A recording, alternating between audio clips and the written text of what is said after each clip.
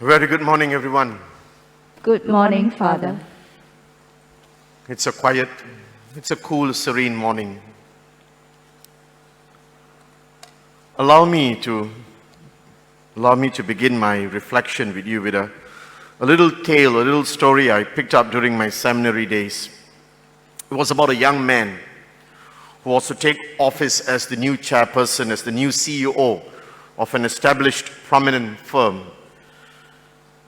And as he stepped into the office, he came face to face with the outgoing chairperson, an elderly old man. And he looked at the elderly old man. He says, "Sir, you have been a legend in this firm. You have been one of the prominent leaders in this whole establishment. As I take office of this company, is there any words of wisdom that you would like to share with me? If there's any words that you would like to leave behind for me?" And so this old man looked at this young chap and he says, only 3 words, just 3 simple words. Make good decisions. Make good decisions.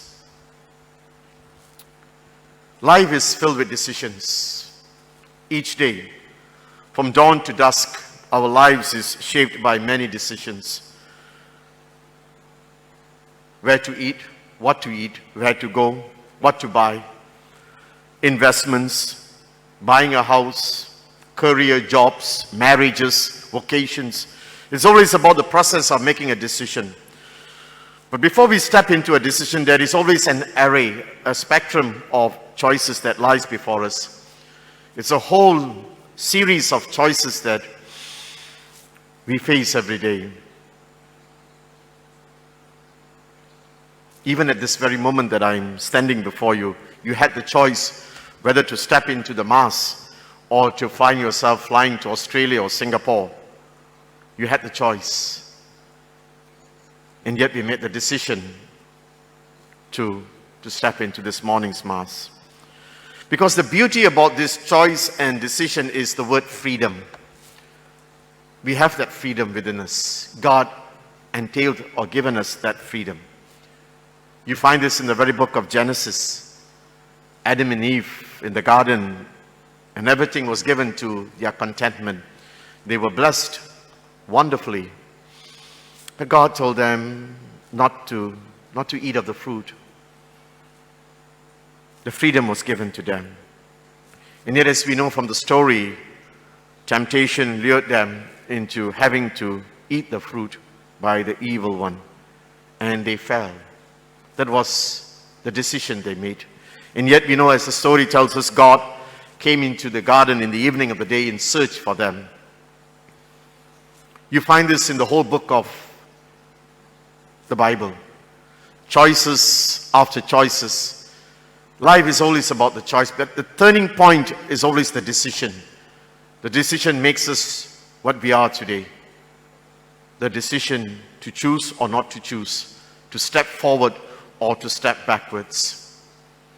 That's the whole series that we find ourselves today, to make decisions in life. Allow me to take you now into the readings this morning, because the readings tells us today about where we stand with regards to our relationship with God and with one another in the journey of our faith. I take you to the first book of Joshua. It's a very beautiful story. It's the last chapter of the book of Joshua. It's the last chapter, it's chapter 24 of the book of Joshua.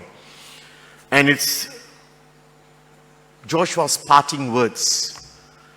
Joshua's testament to the Israelites before his death, before his parting. And this whole series of words that Joshua is having with the Israelites is at a very special, prominent place. It's called Shechem. Shechem is considered the shrine. It's the sanctuary of the Israelites of the Old Testament. If you remember the story of Abraham, that's the first place Abraham met God, at Shechem. That's the first place Abraham built the altar for God, at Shechem. It's the holy shrine. It's the holy place. And Joshua is now the new PM. The new leader. He didn't have any SDs to have for his position. It was at the death of Moses that he took over the office as the leader. And so what he did at Shechem was to gather all the tribes, all the leaders, all the judges, and everyone gathered them at Shechem. And it was a moment to renew that covenant with God, a moment to make that decision of their steadfast experience in God. And Joshua said one of the most important words in the journey of the Israelites. Choose today whom do you want to serve. Choose today whom you will serve. Make that decision today. That's what Joshua tells the Israelites today. Choose today whom you will serve. For me and for my household, we have decided we will serve the God of our fathers, simply meaning the God of Abraham, the God of Isaac, the God of Jacob. We will serve that God, the God who led us out, and not the God of the Amorites, the God of the Canaanites, the foreign gods. We will not do that. But you choose, you make that decision today. Joshua is throwing that across to the people today. But Joshua doesn't stop there. He takes them back to the experiences of their life. He goes back to the story of Abraham. He goes back to the story of Moses. He takes them back to the wilderness, to the journey, to the slavery, to the bondage, to the Egypt experience, to the freedom that they experienced. And God was with them. And God had brought them to this promised land. And God is with them. Joshua knows that he is about to die. But he wants his people to make that decision. Choose today whom you will serve. A question you and I may stand to answer at some point of our lives. The gospel echoes everything about the book of Joshua. It's a whole continuation of the story of the 5 loaves and the 2 fish. We remember the story when Jesus had finished preaching and the crowds grew hungry and Jesus needed to feed them, and he asked the disciples and they were not able. And then the boy with 5 loaves and 2 fish came forward, and Jesus did the miracle and fed them. And then he realized these people were looking at me as the food bank, as the supplier. And they wanted to make him a king. And Jesus got into the boat and went to the other side of the lake. But they followed him. And Jesus turned back and says, "You're not looking for me because of who I am. You're looking for me because I fed you. Because your needs are being accomplished. Because your gratifications are being fulfilled. That's what you're looking for me." And then he said one of the most hard, strong words to the disciples, to the followers and the crowds. "Eat my flesh, drink my blood. My flesh, my blood," which was his Eucharist. And today we come to that turning point. They couldn't take this teachings. He says, what is this man telling us? Eat his flesh, drink his blood. And slowly they moved away. They made that decision to say, this man is not right. This teaching is not good. And they slowly moved away. And Jesus looked at the disciples and said there was a confusion. There was a crisis going on in the disciples. There was a crossroads that they were facing. Do I continue with this man Jesus, or do I step back? And so Jesus asked the disciples, what about you? Are you going away? Do you want to go away? Do you want to leave me? And as we know, Simon Peter, the head of the community, the head of the church, turns to Jesus and says, Lord, to whom shall we go, Lord? You have the words of eternal life. You are the one. You are the truth. You are the way. You are the life. As we look at the story of the disciples, as we look at the Israelites, as we look at the whole story of today, my question to you simply is this: what's your decision? What is your decision in the moments of your life? When you come to that T-junction, when you come to the crossroads of your life, When you have to make a decision, how do you discern the Spirit at that moment? When you have to make a very crucial and critical decision in your life, what is it that animates you? What is it that governs your decision process at that moment? Because in the journey of my life as a priest, I've encountered wonderful, numerous occasions of people who have come to the process of decisions. There is always a moment of guilt that covers you. Guilt.